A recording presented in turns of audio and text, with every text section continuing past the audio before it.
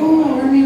And I was like, dude, Army sounds like R-shaped Muppet from Sesame Street. Like, today's episode is brought to you by the letter R. You know, infantry. Not a terrifying word. Kind of sounds like something you dangle a toddler off of. Come on, children, let's all go down to the infantry. Now I sound like a recruiter. Artillery sounds like an art gallery. I'm pretty sure there's an artillery in Santa Fe. But I think I'm not tough enough. I'm not tough enough for the military. I know that. I know who I am and who I'm not. There's one job I think I could handle. I would, if I had to join the military, I would like to be the person in the firing squad who executes the war criminals. It seems like a pretty easy job. He's not going to be firing back. He's not moving around. It's pretty safe. I always wondered how you get that job. Is that like for the guy who wants to be a sniper and he's just not very good? You know, and they come out like, now Private, I really admire your can-do attitude, but you can't shoot for shit, son. So, I tell you what we're going to do. We're going to capture the enemy for you, strip him of all his weapons and gear, blindfold him, tie him to a post. Do you think you could hit him then? But the biggest roadblock for me personally in joining the military is the food. Oh, we got some new folks walking in tonight. Woo! Welcome! Just in time for me to slam military food. All right. Uh-oh. They cook their food? All right. Yeah, no, see, I'm a food snob. I'm a total foodie. Like, I'm way too much of a princess to eat anything called chow. I did have an MRE once, did not shit for 3 days. Did not shit for 3 days. And I have IBS too, so it's like the only GI I'm familiar with is gastrointestinal. Yes, I know you do. But I am a total food snob, and being a food snob really sucks when you don't hang out with other food snobs.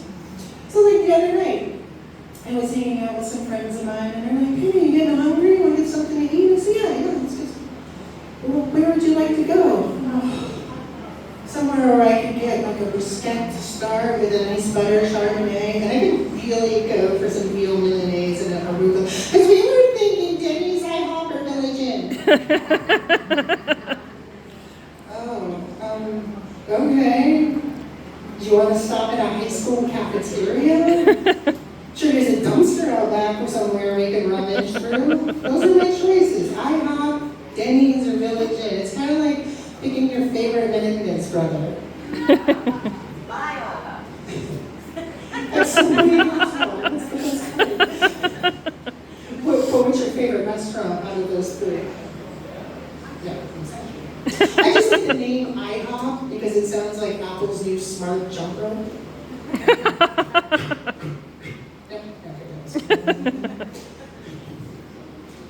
So yeah, food. I think food is actually really sensual. I think it's kind of sexy, and people are always like, "Wait, what the hell do you mean?" And you think about it. There's lots of squeezing and kneading and touching meat.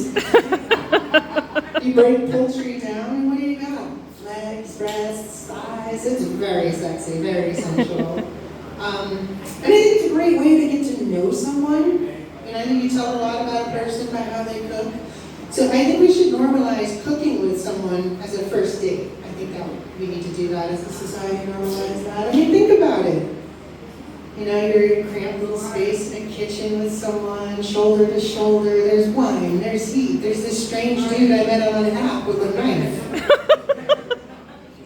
You know, he looks like he's about to audition for MasterChef Crimes of Passion. I feel like I look at him and think, either this is the start of something special, or I'm about to be a Dateline episode. Okay, that wasn't a good closer. There you go. Killed the other night in Brulab.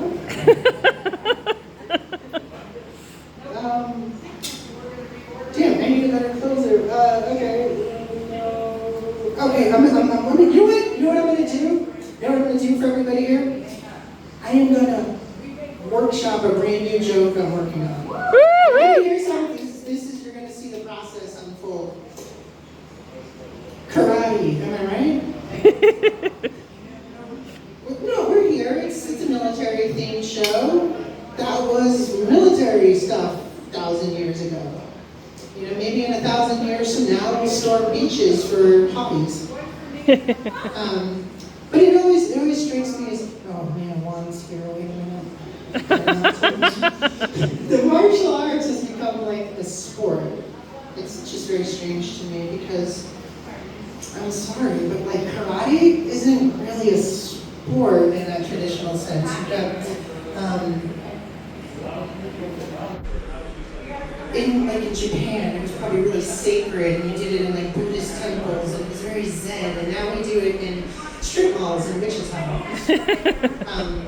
You know, you have people breaking boards next to a Hobby Lobby. That's not a sport. That's just bizarre. You know, you show up in your robe and you break things. It's a temper tantrum.